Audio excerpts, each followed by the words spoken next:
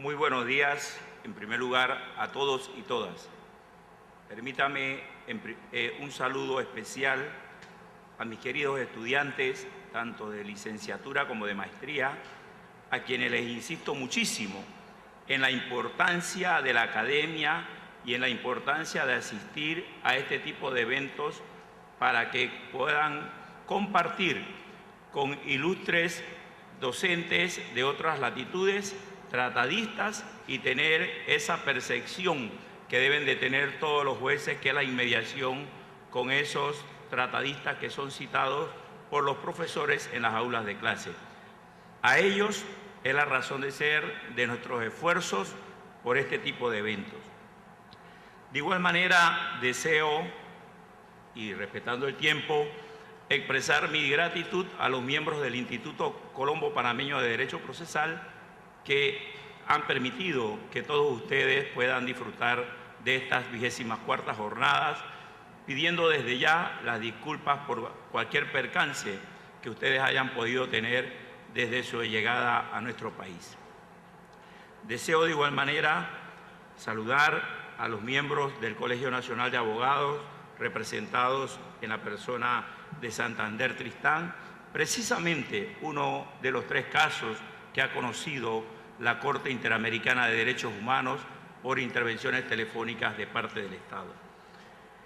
A los miembros del Tribunal de Cuentas, representados en su presidente Óscar Vargas Velarde, quien es miembro del Instituto y es el responsable de las memorias que cada uno de ustedes tiene en sus manos, al igual que Saúl Hernández. Y a todos ustedes, damas y caballeros, por estar presentes en la mañana de hoy acompañándonos en esta disertación. Deseo, en primer lugar, que me permitan honrar a 3 portentos procesalistas latinoamericanos. Me refiero a Eduardo Juan Couture Echeverry, Augusto Mario Morelos y Jorge Fábrega. Cada uno en su momento han dejado una impronta insustituible en la cultura jurídica abarcadora de lo que llamamos Iberoamérica. Con sus aportes nos hicieron ver, como advierte Octavio Paz, que las lenguas son realidades más vastas que las entidades políticas e históricas que llamamos naciones. En este ámbito de las relaciones culturales que llevamos más de 5 siglos, se ha venido curtiendo una cultura trascendente que trasciende nuestras fronteras. Estos 3 adalides han hecho realidad ese pensamiento de Bertolt Brecht cuando dijo: hay hombres que luchan un día y son buenos, hay otros que luchan un año y son mejores, hay quienes luchan muchos años y son muy buenos, pero hay los que luchan toda una vida. Esos son los imprescindibles. Estos 3 adalides, me permito que este auditorio les dé un caluroso aplauso.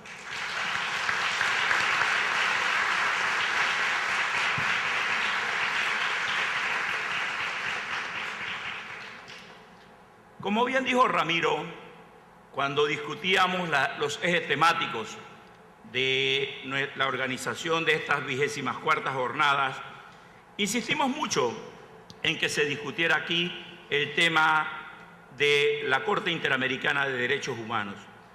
Y lo hicimos por 2 razones. En primer lugar, porque el Instituto Iberoamericano de Derecho Procesal tiene una responsabilidad con nuestros países. Y esa responsabilidad es la de llevar la cultura y el respeto de esos derechos fundamentales que son y deben ser la razón de ser de esto que practicamos quienes trabajamos como operadores de justicia. En su clásico libro de Dialéctica de la Ilustración, Adorno y Hocker se cuestionaban que cómo era posible que los seres humanos imbuidos de razón eran capaces de hacer las atrocidades contra seres de su misma especie, de la cual ha estado preñado el siglo que acaba de pasar, y por lo cual hemos pagado un alto costo para evitar que eso se repitiera. Se estructuraron instituciones nacionales e internacionales dirigidas a evitar que esa textura humana destructiva volviera a emerger. La propia declaración del preámbulo de la Corte de las Naciones Unidas señala o considera que es esencial que los derechos humanos sean protegidos por un régimen de derecho a fin de que el hombre no se vea compelido al supremo de recurso de la rebelión contra la tiranía y la opresión.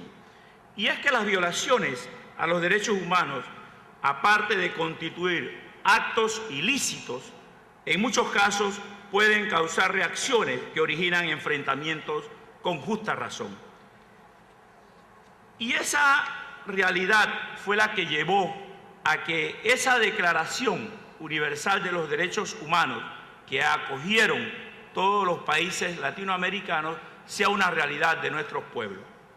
Pero ese rol que juega la Corte Interamericana de Derechos Humanos en la consolidación del Estado de Derecho es una realidad en nuestros tiempos.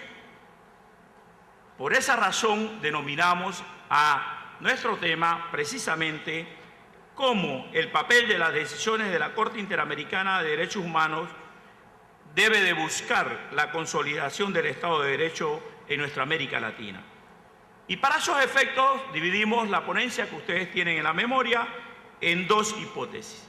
La primera, que nuestro continente transita por un periodo de deterioro del Estado de Derecho, lo cual abre las puertas para un nuevo siglo de violaciones a los derechos fundamentales, pues cuando los estados nuestros realizan actos de barbarie, dichos actos son contrarios al reconocimiento de la dignidad y la igualdad de los derechos de todas las personas, y estas violaciones ocurren cuando no se satisfacen las necesidades mínimas del ser humano, como lo es la alimentación.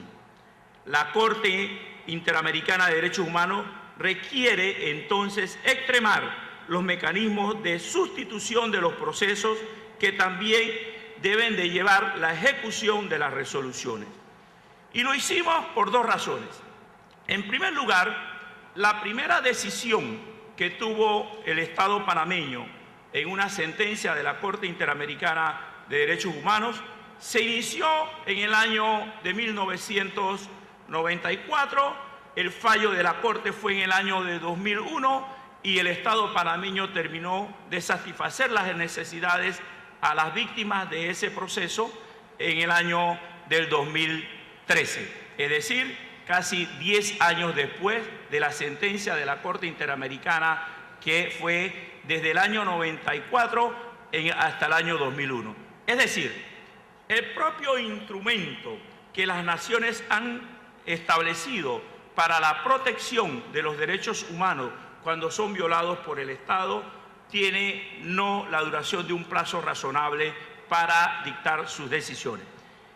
Y precisamente nos hemos sometido en la mesa principal al hecho de que hablemos desde la mesa, porque tenemos que respetar a uno de los actuales integrantes de la Corte Interamericana, el magistrado y amigo Eduardo Ferrer MacGregor, y vamos a establecer algunas directrices para que las decisiones de la Corte Interamericana en materia de derechos humanos busquen una solución inmediata dentro de un plazo de duración razonable, y por otra parte, porque las decisiones de la Corte Interamericana de Derechos Humanos, en la medida en que se ejecutan efectivamente por los Estados americanos, contribuyen en forma directa a la consolidación del Estado de Derecho. Si no se da ese cumplimiento de las resoluciones judiciales de este tribunal por nuestros estados, no se va a garantizar la efectiva protección de los derechos fundamentales. Y aquí Javier ya ha señalado dos cosas, dos situaciones que van a ser objeto de debate.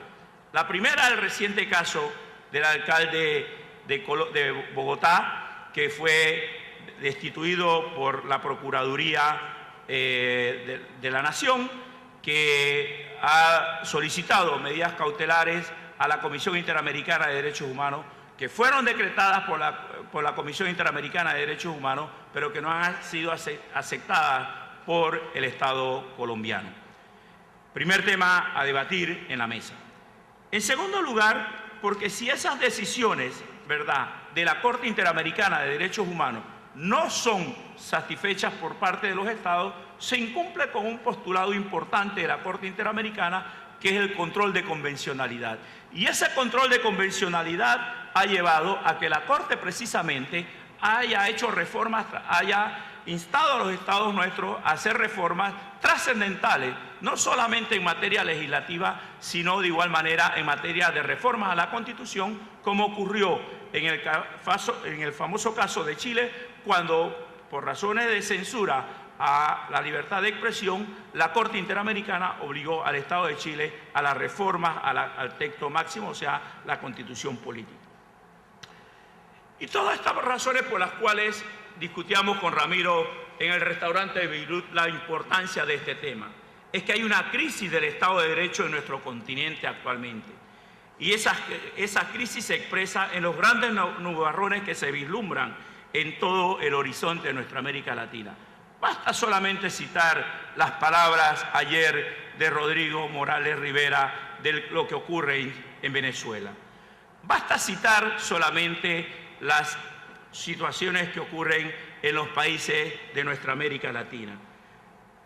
Para enfrentar ese deterioro de los estados demoliberales de derecho, muy a pesar de que se han transformado esa situación de regímenes dictatoriales, autoritarios, de finales o que llevaron al siglo pasado por estados de derecho, eso no ha sido la solución. Pues como dice Luigi Ferrajoli, al analizar la situación de Italia a finales de la primera década del siglo XXI, se han confrontado dos conceptos de democracia. La denominada mayoría o plebiscitaria, caracterizada por la supuesta omnipotencia de la mayoría o pseudo soberanía popular, la cual propicia la descalificación de las reglas y los límites al órgano ejecutivo de la división de poderes, y por otra parte, las funciones que tienen los tribunales o cortes constitucionales en nuestros países de ser los garantes de los derechos fundamentales y de su protección. Porque si los tribunales nuestros fueran los defensores de los derechos fundamentales, no tendría razón de existir los tribunales supranacionales, porque no existiría violaciones de esos derechos fundamentales.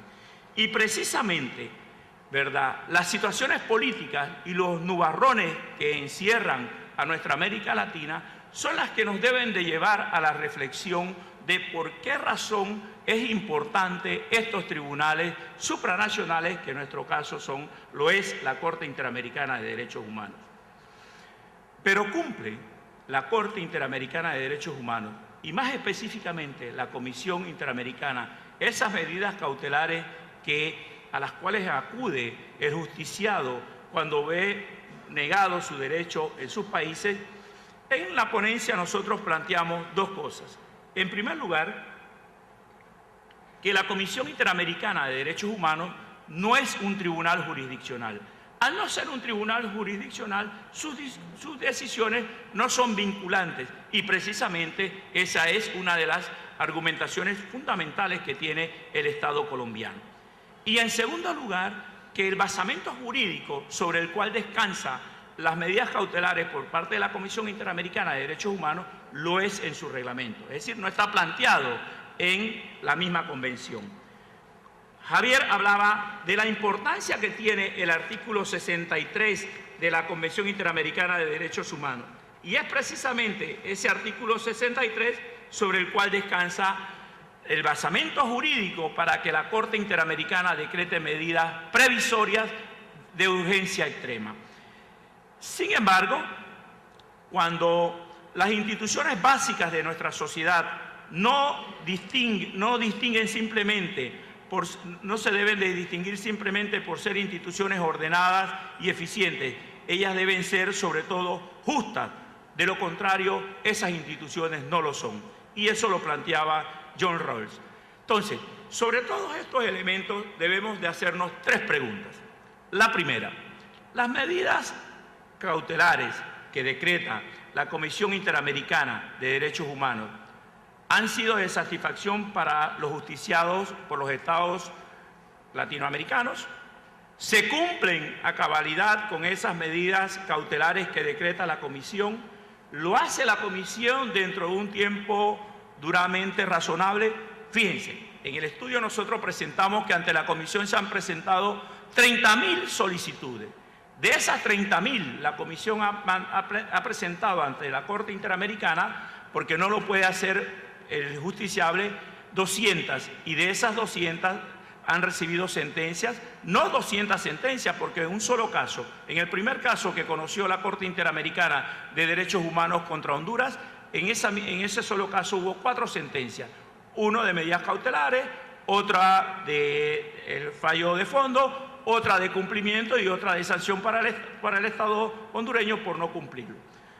Frente a todos estos hechos y frente a todas estas situaciones, es importante que entendamos que el derecho a una resolución de fondo y a su ejecución es de trascendencia.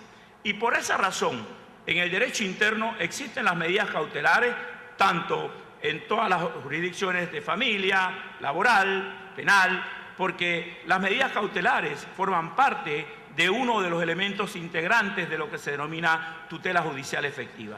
Y en la medida en que no haya medidas cautelares eficientes por parte de la Comisión Interamericana de Derechos Humanos, las decisiones que vaya a promulgar la Corte Interamericana serán decisiones ineficientes o de no cumplimiento.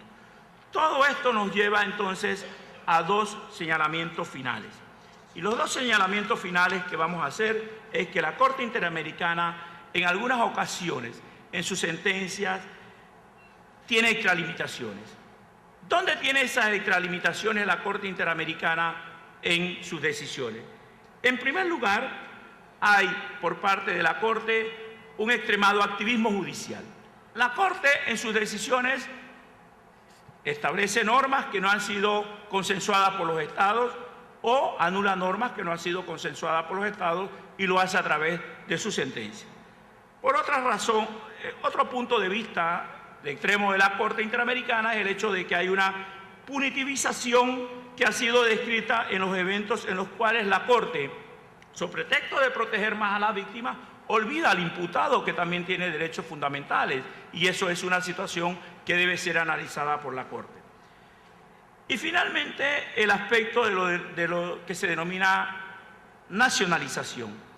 La Corte, en esas sanciones que establece, lleva a establecer, por una parte, revisión de sentencias que han sido dictadas por el Poder Judicial de los Estados. En segundo lugar, a señalamientos de conceder, ¿verdad?, de manera inexorable, situaciones que quiere compartir con los tribunales internos, situaciones como la de revisión de sus decisiones. Y por otra parte, la Corte en algunas ocasiones, con meras declaraciones de testigos, ordena construcciones, infraestructuras en los estados, en los lugares en donde no son los más importantes, sino que el Estado interno es el que debe de establecer dónde deben de realizarse esas construcciones o esas avenidas que la Corte ordena en sus resoluciones. Todo esto nos lleva a la siguiente conclusión. En primer lugar, si la Corte Interamericana de Derechos Humanos hiciese, ¿verdad?, un análisis importante de su rol, de su papel dentro de la sociedad, de la importancia que tiene que haya un acceso efectivo a la justicia y que no solamente sea el Estado al cual se va a juzgar el que tenga un acceso directo, sino que los justiciados a quienes se les han violado sus derechos vayan directamente a la Corte, allí hay un primer peldaño de importancia saldado. En segundo lugar, que la Corte Interamericana tiene que actualizar su propio procedimiento. No es posible que la Corte todavía tenga, ¿verdad?, o no tenga la forma electrónica de ejecución de su sentencia. La Corte sesiona una vez por año, 8 semanas, y allí no puede darle basto a todos los procesos que debe de conocer. Entonces, es importante el uso de la tecnología para su conocimiento, para su proceso. Todo esto es importante porque quiero concluir, ¿verdad?, con una famosa frase o un famoso canto de nuestro cantautor, abogado, y además de eso es, ¿verdad?, el mayor representante de la salsa panameña, Hay una canción que dice: ¿a dónde van los desaparecidos? Buscan el agua y en los matorrales. ¿Y por qué es que se desaparecen? Porque no todos somos iguales. ¿Y cuándo vuelve el desaparecido? Cada vez que lo trae el pensamiento. ¿Cómo se habla al desaparecido? Con la emoción apretado por dentro. Es decir, estas reflexiones que queremos lanzarles a ustedes son importantes por dos razones. Primero, porque tenemos un magistrado de la Corte. En segundo lugar, porque estos son los temas que debe analizar el Instituto Iberoamericano, porque la defensa de los derechos fundamentales es, en primer lugar, obligación de nuestros estados. Y cuando el Estado no le garantiza esos derechos fundamentales a los ciudadanos, entonces deben existir estos tribunales supranacionales que le garanticen al ciudadano, que le garanticen al justiciado la efectividad de sus derechos. De lo contrario, hagan suyas estas letras de Rubén Blades para los efectos de que no solamente la bailemos mañana, sino que ellas tengan la reflexión que deben de llevarse ustedes a sus países o a sus escritorios o a sus libros, en el caso de los estudiantes. Muchas gracias.